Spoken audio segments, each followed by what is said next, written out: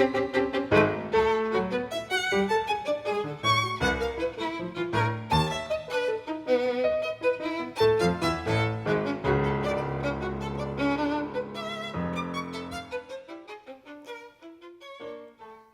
Happy New Year. I hope you had a great holiday season, and I hope your new year 2025, get used to writing that down, and you'll probably get used to it about December 15th, right? So Happy New Year. Welcome to Public Affairs, Public Access on Houston Media Source TV. I'm Gene Preuss with C60 Inc. With me tonight, we've got our president of C60 Inc., Ray Valdez. Happy to be here. Mario Salinas with Latino Giving Houston.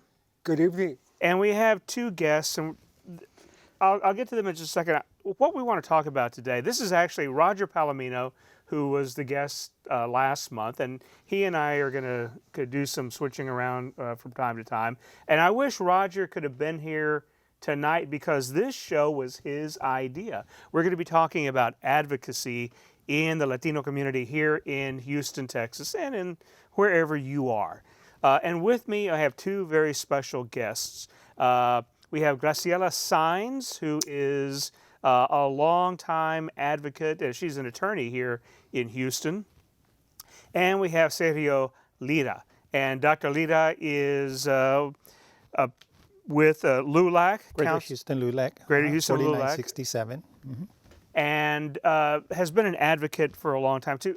And actually, to be fair, I do want to say that Ray was an advocate back when he was a very young, swaddling clothed, wearing infant. And diapers. And so is Mario. And so I think it's going to be an interesting conversation because everybody here has experience doing it, but we want to talk to Sergio and Gracie here because they've been in public office, so we're all bringing in different perspectives, right?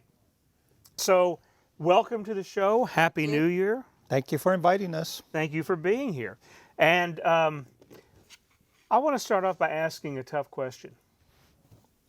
We're talking about advocacy. Everybody's got their own idea. What is advocacy? What do you think it means? So I learned advocacy from my mother. And that basically was constantly, whenever something was going wrong, she would look at me and she'd say, "Boquita para qué es? Habla," speak up. And at the very beginning of life, it was always, if she saw something and she needed somebody to translate, guess who did it? So I started very early on. But later on, as I saw things happening and all, I think it's the ability to speak up for those that are unable to. You see an injustice, you see something that is wrong. I think all of us should be concerned because if it's going wrong for them, it's going to be wrong for all of us. And I think in the long run, a little bit of advocacy means that you speak up when you see a wrong. Well, advocacy for me started, it was more like an embryo that grew when I was young, about 12 years old. My oldest brother was in Vietnam, and he would come back, and I was about 12, and then he went to the University of Houston. He was part of the Mayo organization, Mexican American Youth Organization, and then he became involved with La Raza Unida Party, and I was about 12. And he would take me along with him, and I started noticing what are they talking about, and what's all this importance of, being prideful of your culture, and why they're standing up and speaking up, and why did they create this new party, La Raza Unida? And they always felt as if there were some inequities in our community, and somebody needed to get organized and speak up and do something about it. But not only speak up, but to create murals and to do plays with Teatro Bilingüe and things of that sort to get that voice out there that, hey, look, something's not right here. And as a child, I started realizing that, whoa, there's a lot of huge inequities in our community because we grew up in the lower east end of Easton, the lower end of Easton, Magnolia Park. And if you know 79th in that area, sal si puedes, because that was a rough neighborhood growing up. And I always wondered, why do we live like this in our country, the world's greatest country? And it just it just nurtured that advocacy that we need to stand up and speak up against what's neglected and what's inequitable. I think the other thing was a situation with my father, because, you know, every once in a while in school, the people would come up and say, why don't you go back where you belong, right? And so I started to ask my dad, you know, Dad, Mom, you know, where did we originate from? And of course, I always thought they came from Michoacan, Mexico. But my father was actually born here in Houston in 1926. And he was part of the removal of Mexicanos during the repatriation period, which was in the 30s. And that was part of history that was never taught to us. I had to learn it on a personal level, right? And then I started to inquire, why is it that we're not learning this history that belongs to us? Right. And so part of it is also going back and looking at what has happened and our history that in so many ways has been left out. Absolutely. And I think that you're right. I mean, I was a student at U of H when, you know, we were talking about La Raza Unida Party. I had a class with Dr. Angel Gutierrez as well, and Dr. Mendiola, I think, was instrumental in teaching us about our own history and the injustices and things that had happened to us. It was hard. Yes, Right. it really was. And, you know, my story is very similar to yours. You know, I also grew up in a very poor neighborhood, but in Second Ward. Right. And after the passing of my grandmother, I had dropped out of high school and I had to come back and make up credits. And I was at Austin High School.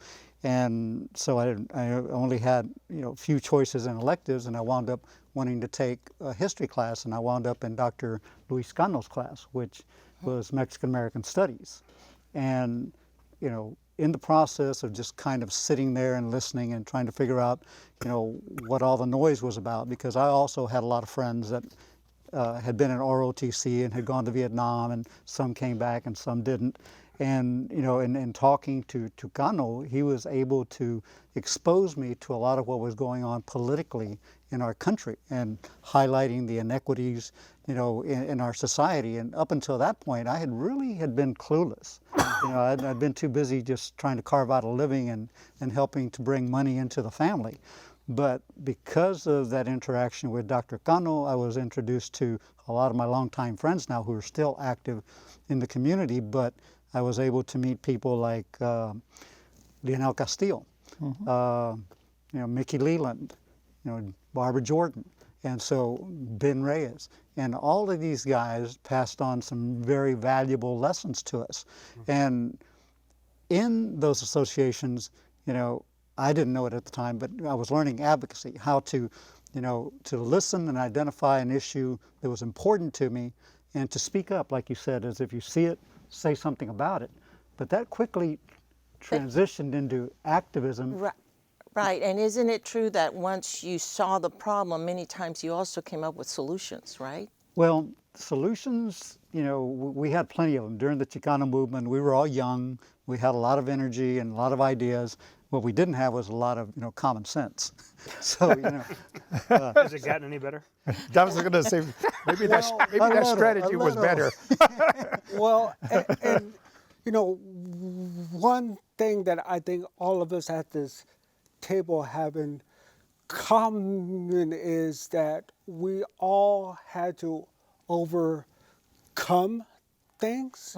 We all had to discover that we have a voice that deserves to be heard, and we have a story that deserves to be understood, right?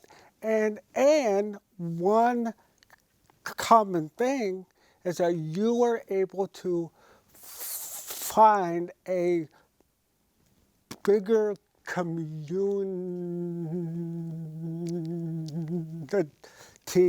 that you could be a part of, right? And you said, hey, wow, these are the kinds of people that I want to be around and be a part of. And you know, and you quickly learn that there's a lot of different flavors of advocacy. Right. You know, because there are people that will want to advocate on the political side of the issue, but there's others that are more community-based and want to bring it down to the grassroots level, and they will take it and become active to be able to voice those concerns to the elected officials, to the to the body politic, to try to make these changes. Right. And there's some that are just radical. I mean, back in the day with Mayo, they were much more radicalized than some of the groups that I belonged to as a kid. But we knew each other, and we knew what we were trying to achieve, but we couldn't always agree on the best strategy on how to get there. But the attention that we needed, right, was We did the draw attention. the issues that we had, but we had to draw attention. So some of the things that you feel like were radical, maybe a protest march, Right. or a sit-in, or a boycott, right, was necessary at that time to bring attention to the issues. And it's something that that we have talked about with people like Johnny Mata, because when we were kids, me and Arturo and Cesar, Johnny would tell us, you guys need to get involved with LULAC. And we're like, oh my God, no, you guys are just way too conservative, we want to go out there and we want to, raise our voices. And now we see that a lot gets done in the boardroom using diplomacy, because words matter. And the way that those words are applied and then, put into action make a lot of difference. And I'll state on that, I've been able to spend some time with Mr. Malta in the past few years. And yes, it's in my instinct to hold a press conference, hold a protest, but I saw how he was able to go to the Department of Justice and say, okay, we need to get everyone to put their stories down. We need to, turn that in. And, to me, it showed that there are a lot of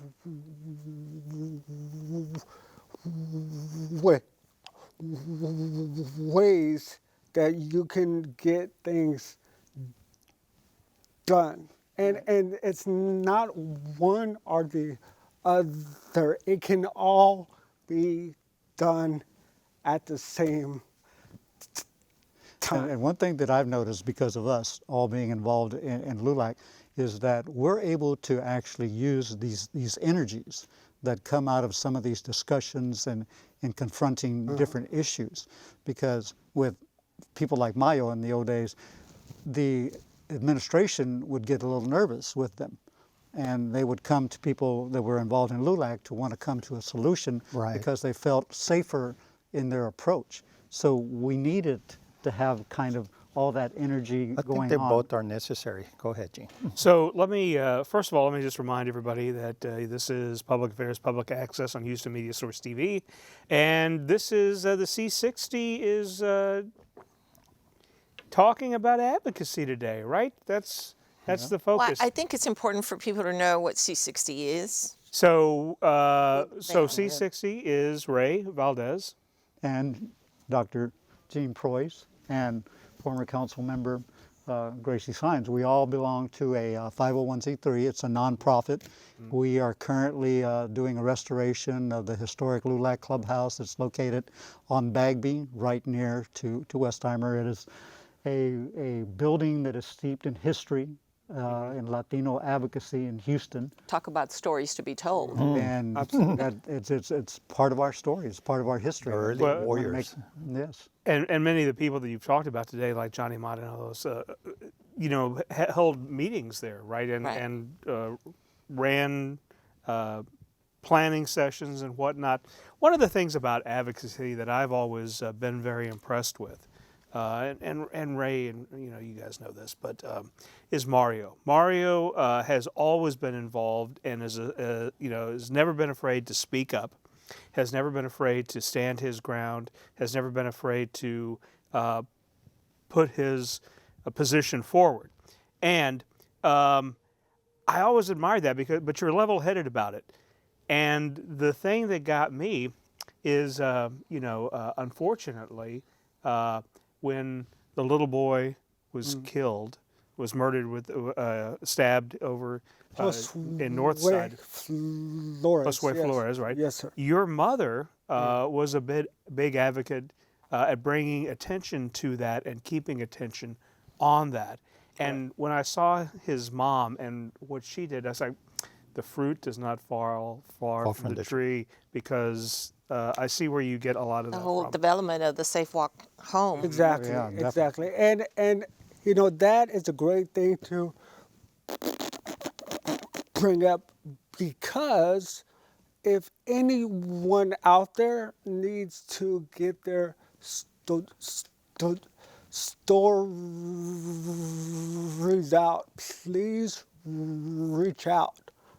These are the skills that I have picked up, and I know how to help people get their stories out there.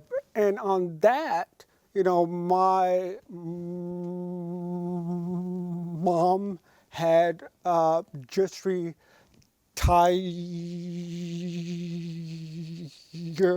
so she had some extra time. And so I was like, here, Mom, let me, help you out. But, Gene, you shared this great article, right? And in this article, you speak about Josue too, and you talk about how, he was murdered on the same blocks as one of your classmates was. And for me, we need to think long and hard about why is it that we are still having to fight these same fights over and over, right? And how can we build out what skills people have, so that, guess what, we won't always be here, and we need to be sure that we're building the capacity in others to stand up, speak out. And that's why I always state, hey, if I can do it, anyone can, right? Right. So let me come back to some of the questions you were asking, but because you brought up something that's kind of the direction I want to go into next, talking about storytelling. Right. Right. Talking about getting a story out there, and a lot of times in advocacy, it is about telling a story. Are you able to present your story? So, how do you weave a story? Well, first of all, back to what you were saying is that we look at the situation now, like the recent death of Sergio Rodriguez Hamilby, run over by the train, Josue. We're constantly looking at, and there are several forms of advocacy. One is reactionary and one is proactive. And we tend to be a lot of very reactionary, and that's why these things continue to happen, because when a tragedy happens, we all react to it, and bad, shame, shame, shame. But a proactive I call it the sins of omission. That is that we see wrong, but yet we don't do anything about it. And if we continue with the sins of omission, as we're walking, in our neighborhoods, and we're turning a blind eye to the neglect, the plight of people, the undocumented people, folks who don't have a voice, and we don't speak up for them, and then something happens, then we're all there. So that's why it continues. But the sense of a mission is that we continue to do that constantly in our professions, in our daily lives, in our communities. So therefore, we have to begin by recognizing what are they? What is it that we need to do? As you said, build organizations. It's one thing to connect to an organization and be part of a solution. And you mentioned the advocacy and the decision makers. That's one thing. You need them both. You need Yes. you need the advocacy. You need the protest, the press conferences, because you're raising the consciousness of an issue. But you also need the other people and Follow-up. behind the scenes making the decisions of distributing resources to help that problem. And that you don't see in the media, you don't see it in the newspaper, and you don't see it in the history books. You see the protests and you see the people, the outcry, which is needed to raise that issue. But the sense of a mission is much more important, because if I go down the street and I see constantly crime in my neighborhood and I don't say anything about it, then I'm guilty for not organizing, for not speaking up. And that is where I think we fail. And in all fairness, there are moments when I was on city council that I realized how much information and access to information we did not have as a community. It's there, but it was just not It distributed. has not been distributed to Right. us down here, Right. the masses, as they say. You know, very privileged few at this circle. I knew that there was, you know, we are a very wealthy city. International, very diverse, but at the same time, the things that have happened to us in terms of a community, in terms of our minority communities, everything from the redlining to the discrimination to the omission, so you could go on and on and on. It has delayed our ability to be engaged, I think, in more equitable and fair opportunities, and everything from employment to education to housing. I mean, the list goes on and on. We're playing catch up, right? So I've talked to several groups, and people want to know, well, what is it I can do? They'll bring a problem to me, and I said, well, have you spoken to your elected officials? Well, I don't know who they are. Right. You know, and I want to say, you know, go online. There's ways that you can just put in your zip code, and it'll come out with who's your council member, who is your state representative, on and on. Taking them to task, asking them to be, you know, part of the solution, but as well as identifying the table of power that is responsible for that You issue. know, I always tell young people, yes, you need to know who those people are, those people on city council, at the state house that represent you. You need to know who they are, but the most important thing is they need to know who you are, right? And that's the thing, is that we sometimes think, well, I can't go in there and talk to them, or I can't do this and that. Well, guess what? If we think that we cannot, then it doesn't get Address. done, and then it just goes Well, on and on and cyclical. on. It goes back to what Sergio was saying about Right. the sins of omission, right? Right. Very Catholic. I appreciate that.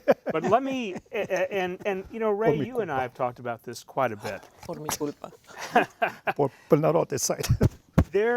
Why is it that we don't know who our elected officials are, right? We can't turn on the TV. We can't open up our phone without seeing stuff about elections, or what this candidate's saying, or this incoming so-and-so is saying, or that, you know, person is saying. It's all over. Why are we not paying attention? Here's the other thing, and this is going back what some people would say. I've heard this numerous times from Arturo and others, right, is that they get told, if you guys had the votes, you know, Ben Reyes told me, how many times did he hear people say, well, you guys don't have the vote. You guys don't have the votes. The Latino community doesn't have the votes. Don't vote. Is it, as some people might argue, a fatalism on our part? That's a very good point. Well, there's several things. That is part of our culture because of our Catholicism has ingrained in us some beliefs that are very fatalistic. Suffer in silence, or behave good, and you will be rewarded eternally, Right. Maintain not on your earth, position. and all of that. So it is ingrained in our culture, partially. However, but the message here is, why are we not connecting with others? And there is a disconnect with this generation. As an educator, I see it clearly. In the past, you only had two sources of media, the Houston Post and the Houston Chronicle, and three mainstream TV channels, 11, 13, and 2, or that was it. And now you have mass channels. You have 500 channels. You have, I call this the most knowledgeable generation, and yet they lack the most knowledge, because you have gazillion channels. You're more interested, and you have all these social platforms that are absorbing your time, that you're not ordinarily focusing on one specific media that's telling you this information massively. Now instead of getting one message, you're getting 10 messages at a time. So guess what the young generation is listening to? What's popular, the sports, the Instagram, the TikTok, the quick messaging. That is what is absorbing them. When I was growing up in college, I knew who Willie Velasquez was, Corky Gonzalez from New Mexico, all of these Latino leaders. I worked at Chavez High School for 5 years. I would ask seniors, do you know who Cesar Chavez is? They had no idea. That is the disconnect, because of the massive amount of platforms and TV channels. You have 300 and something cable channels. You can pick and choose what you want to watch. Added to that discussion, I mean, let's put something on the table. We're said to be about 45% in terms of our Latino community here in Houston. And out of that, we are a very young population. Half of us are under the age of 18. The other half are non-citizens, so they can't vote, okay? And of the percentage that remains that can vote, I think we're voting at about the same percentage as the regular community is. Growing steadily, yeah. Could we do better? Of course. Yes. But I think that the reality is this. Hell, you represent me, and I don't care if I voted or not. You are still my representative. Yeah. I'm tired of those individuals that will say, well, therefore I don't have to attend to you. No, I pay taxes too, Right. Exactly. And in particular at large, because they're responsible for everyone, everybody, not a certain district. And not a certain district. But it's interesting the way council works, because there are moments when you try to go do something in somebody's district, and you had better tell them, because You better. That's their territory. That's their territory. That's your turf. So we know that, right? Right. So there are moments when you've got to learn how to work with many, many, many individuals, and the diversity and internationalism of this community. Right, but see, I do think that you touched on, right, that we need to create a real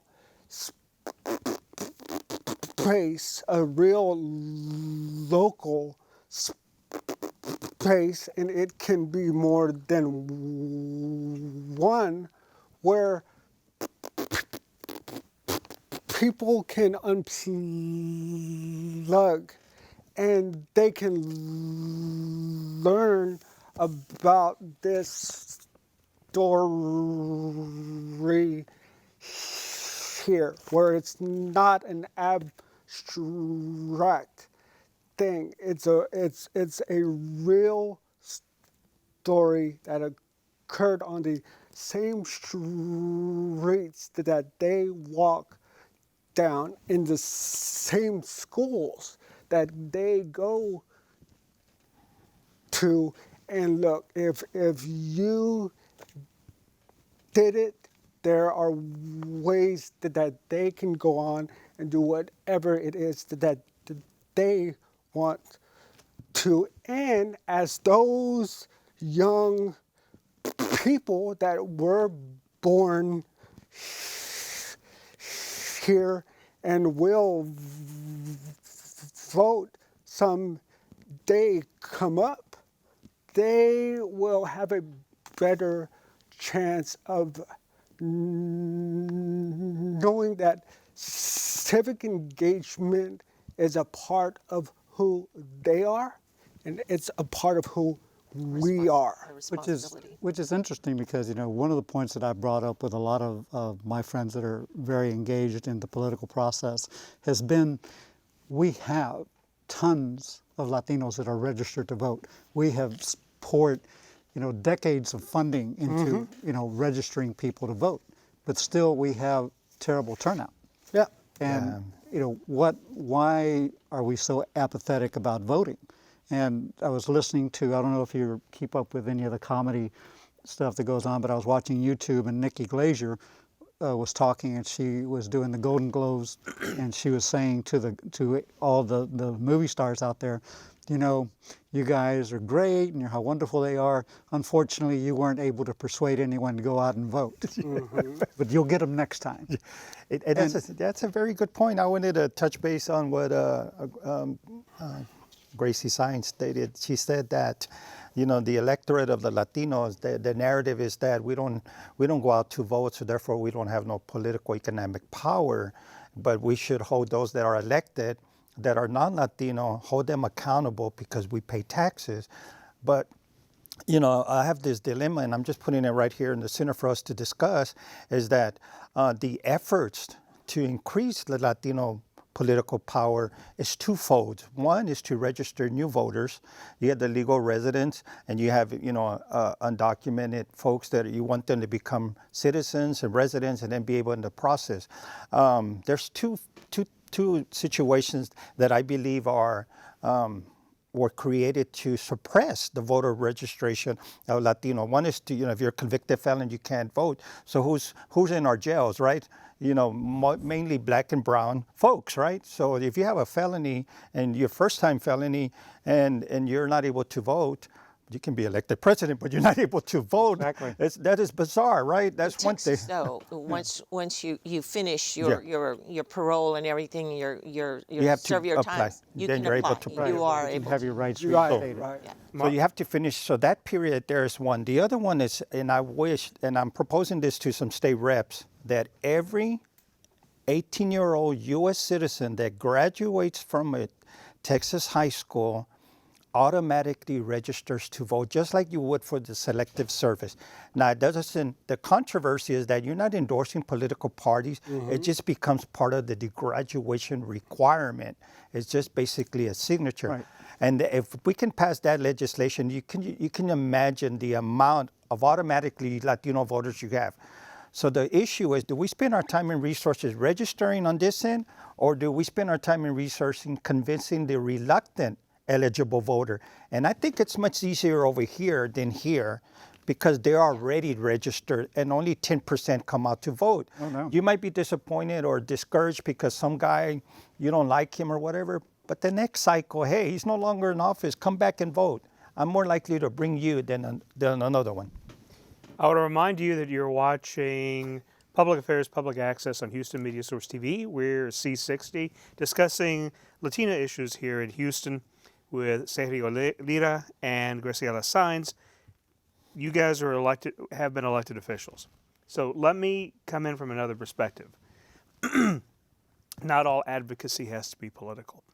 That's true. Right? So let's talk about that, because talking about, and this is the thing, right? We've got a lot of undocumented people.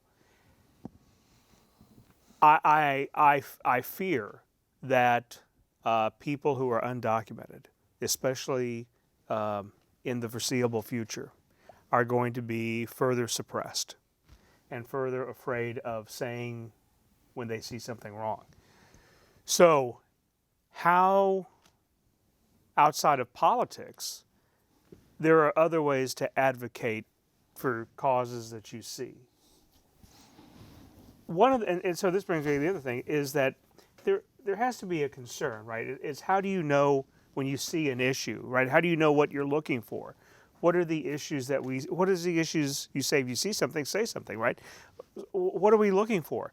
And what other ways can we approach it besides a political advocacy? Well, first of all, I want to ask you to define advocacy, because I think that all advocacy is political, whether it's implied or explicit.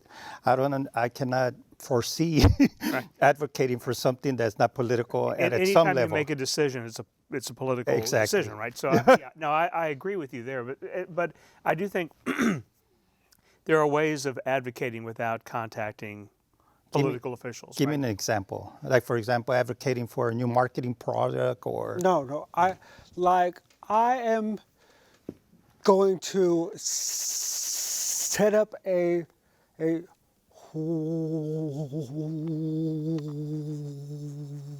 yoga school where every month I will teach people our history, and at a time when we are looked at as if we are the newcomers or we are the outsiders, we need to understand that we have the deepest roots here more than anyone else, right? And so that's a way that I am building a hub of empowerment for others, but I don't need to, call up my city council person and ask them for anything. Well, let me float this out. So we currently have a situation with our school board. The state has intervened. TEA has mandated that we're going to have oversight. And so they've dictated who's going to manage the district for us. And we've said that the elected officials that have represented us in the past can sit on the sideline and watch. And we're going to have managers that are selected by the administration. So we can advocate that we go back to an O system, and that means that we have to go to the political structure in Austin and say we want some change and we want to go back to the old ways. Or we can advocate at the local level with the current administration that's there for them to be able to make certain changes, right there at the local level at the independent schools, whichever they're elementary, middle school, to address the issues that are impacting the students and the parents in that community. So, there's levels. That's what I'm saying. You cannot dissect. Can you believe we're agreeing? Yeah, no, you cannot divorce Exactly. advocacy from any political situation. Right. Different levels of advocacy, and Okay, let me throw for example in here. Okay. You, my friend, Yes. you advocated for something that was not political. You saw a dilapidated clubhouse, right? And sure, we've gotten political figures involved, but that's not how it started. It started off by you doing something on your own, or getting a group of friends together, in your case, and saying, let's rehabilitate this clubhouse. That was advocacy. It is, and Broadly speaking, it's a different level of advocacy, and yeah, that's what I'm saying. and it impacts our community on a whole, because we can use that building to do all kinds of work. An whether it be in, overgrown field. Right. education. I mean that's the thing too, right? Is that what it all comes down to is, even though we have the biggest numbers now than we've ever had, right? Back when Mayo and everything else, right? What if you all had the same numbers that we have now, then? But the other thing is this: we need everyone that we know to truly understand understand that they have the ability to affect change. I would always tell the students, go home, stand in your front door and look out and see one thing that you wish you could change, that you can see from your front door, and then come back and I will connect you to whomever we need to talk to change that one thing. And once they understand, hold on, I can change that, then guess what? That opens up the door and they think, well, heck, what else can I do, right? And that's all it takes. It's that small scale empowerment.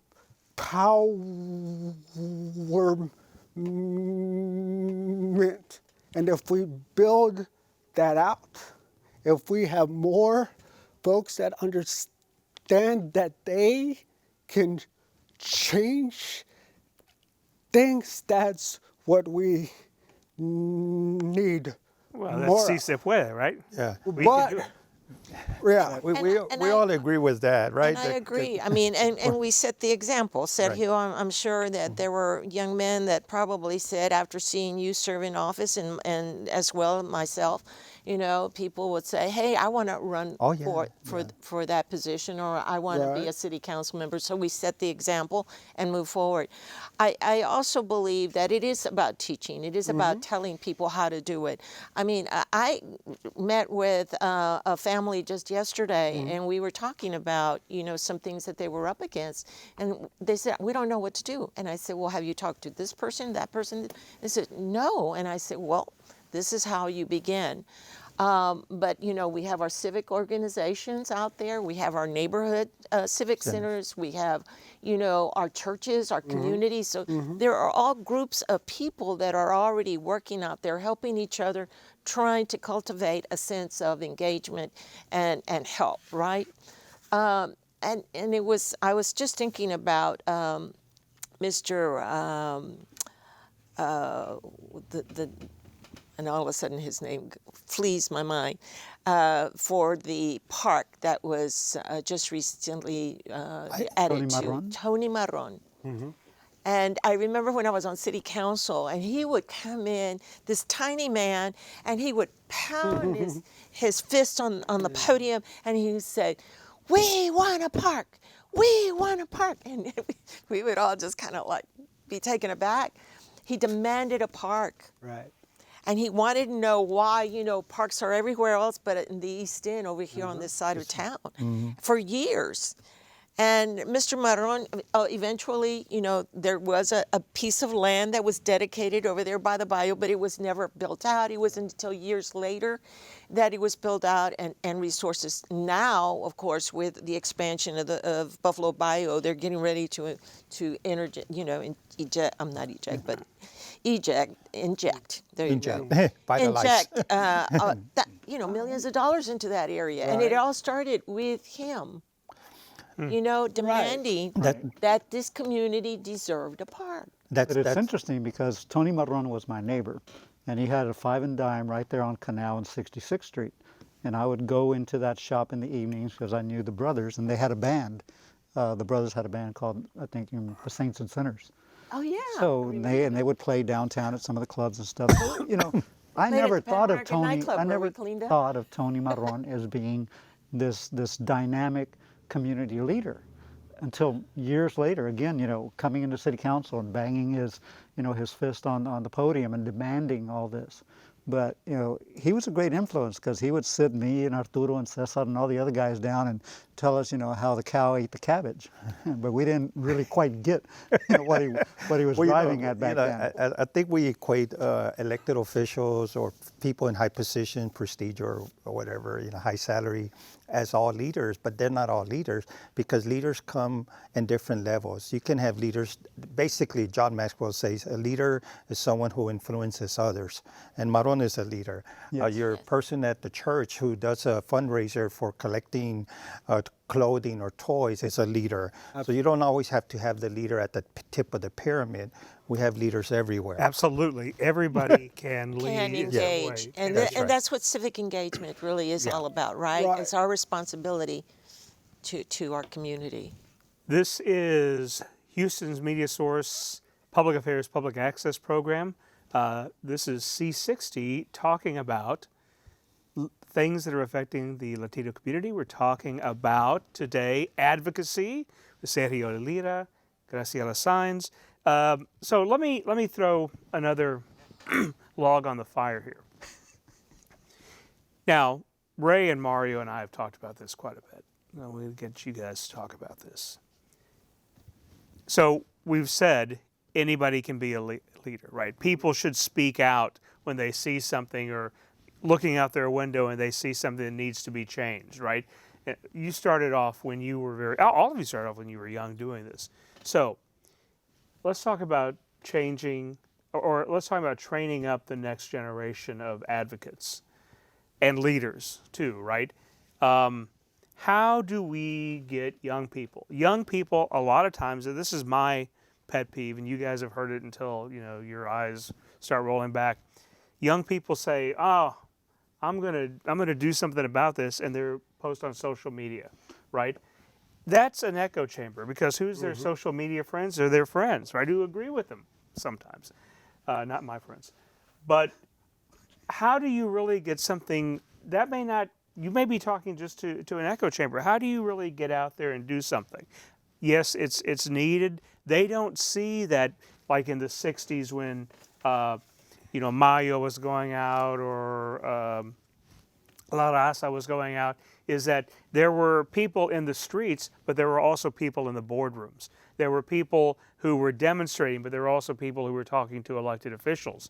And there was Very few an people in the infrastructure. boardroom. I was going to say that it was less than 2%. Well, yeah, Yeah, for sure. right. Exactly. Yeah, but they were meeting with people. Who Yeah, at least there was some voice They there. were going in there and talking to people. So how do we tell young people to be advocates? How do we train them to be advocates? They've got social media now, and is that the only platform? So, and again, the students that showed up at the town hall, right, from Milby, they were all affected by the death of this young man, and they are hearing now from the community and what could be done and possibilities and all. And then afterwards, when we were talking to them, I mean, it hurt to hear them, but they wanted to do something. They were ready, to learn, to ask questions, to follow up. So, unfortunately, a tragedy has now turned into this opportunity for them to be advocating, similar to what happened with Josue and some of those students that got impacted by that. I remember thinking back, I saw some atrocities and terrible things happening in my neighborhood that I did not like. And when I was on city council, those were things that came back and helped me make decisions at the table, because I knew what it was like. Having been a former prosecutor, I could tell the police officer who stopped someone in the middle of the street, you're wrong. Why? Because, he kept saying, I stopped him because he was walking in the middle of the street. And I said, I know where that street is. I've walked it, and there are no sidewalks. So he has to walk in the middle of the street, right? So those things that we carry from the past, bringing forward, we set the example. And I know, Sergio, you probably do this, and so does Ray. We all talk to our youth, right? Right. We all try to bring them. And just recently, I got a chance to speak to these young ladies from the Girl Scouts. And they were 7-year-olds all the way to 11-year-olds. a small group, and they were interested in knowing about elected office. They wanted to know about the presidency and I also think, taking yeah. advantage of those moments, right? I think it's, and I just read this recently. I was reading something, I was cleaning out some old files, and it said that those who have become aware, those who have been successful, those who have made it on after the sacrifice of those that came behind us, it is our obligation to help the next generation. We should not ignore them. We should educate them and help them one-on-one. I was just speaking to a student at U of H, doctoral student from U of H, and she goes, Dr. Lira, she lives in my neighborhood, and I said, she goes, what can we do about the parks, about the crime, and start educating them. That's the first step, one-on-one. Speaking to students at the university in terms of what it is civic engagement, define it and what it is, and define advocacy, and also to include the component of the historical civil rights movement and how the Latinos were part of that and how that created the changes that they're now benefiting from. So it's up to us to teach them. And if we don't, then we're failing. The other point is that this generation, social media can be a very powerful tool if it's used effectively. The fall of Gaddafi was based on a riot because of students and young folks decided that that's enough. We're not going to support this dictatorship. And if we have the young folks that can use the media, in particular Twitter, X now, which is very politically based, if the young folks, instead of Instagram and TikTok, get on Twitter, their voice will be powerful. That's a very strong political avenue. It can be used in an effective way. They just need to learn how to use it, and there can be a strong voice, because that is the future. There's no way of getting around it. And so I think that the biggest thing is this. Young people want to feel like they can change things in the real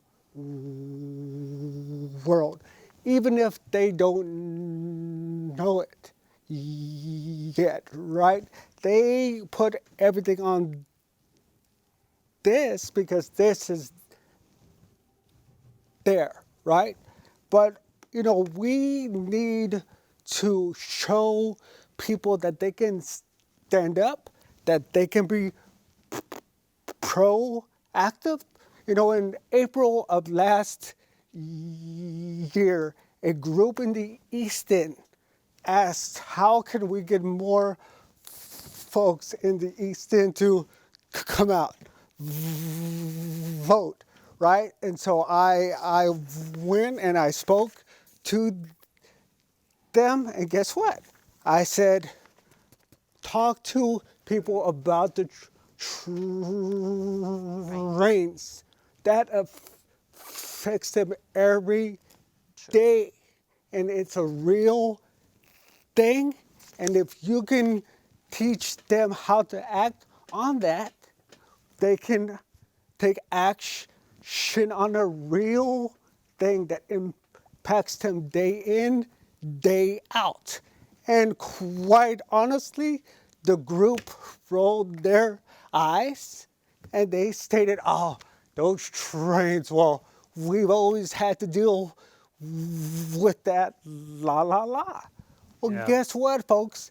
It's going to take us all getting out of our comfort Yeah. zones, and young people want to see real people like them that aren't perfect,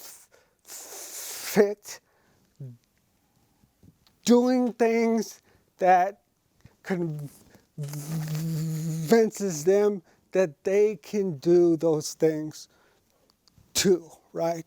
I agree 100%. Ray, you've been remarkably quiet. I have, because I'm learning so much from both from Gracie and from Dr. Lita, is because we all have different styles of advocacy, and with Gracie's experience being on the council and her bringing her experiences to the table, I think about my particular role and the things that I've done, and I find that sometimes I kind of put my blinders on. I've done things a certain way for so long, and they've worked for me, and I tend to say, yeah, I'm listening to you, but am I really? You know, I'm running it through my filters, and a lot of times my filter says, you know, that's just BS, and I tune out. But, you know, in listening to the conversation, I'm like, you know, wait a minute, you really do need to open it up. You know, you need to engage a little bit more, and whether people agree with you or don't agree with you, you know, forget about all that. You know, forget about the competition, whether they like you or whatever, and just try to get to a point where you can say we can work together on this issue to come out with a much better outcome. All right. So I'm quiet because I'm learning. Well, I think that's a great last thought, because we're about out of time. And I think this was a good discussion. I learned a lot. And, you know, this is something I think we need to, I don't think this discussion is done. I think there's more that we can talk about, but we're done with our hour. And so, Graciela, thank you very much, because you've been with us all day long, so you're a long-suffering friend. We have a lot of work still to be done. That's right. So. Sergio, I appreciate all that you've done, and thank you very much. Thank you. So Mario, The youngest man. Ray, I know he's young and he's the father. And how old is your little girl now? She just turned 7. And, Oh my gosh. and I'll state this, is that yes, we need to work so that she can soar, right? Well said. Yes. Absolutely. For C60, I'm Gene Preuss, Ray Valdez, Mario Salinas, and Gracie, and Sergio. Thank you so much for joining us. Again, Happy New Year, and we'll see you in February. Have a good night. Night, everyone. All right. Good night. Sweet.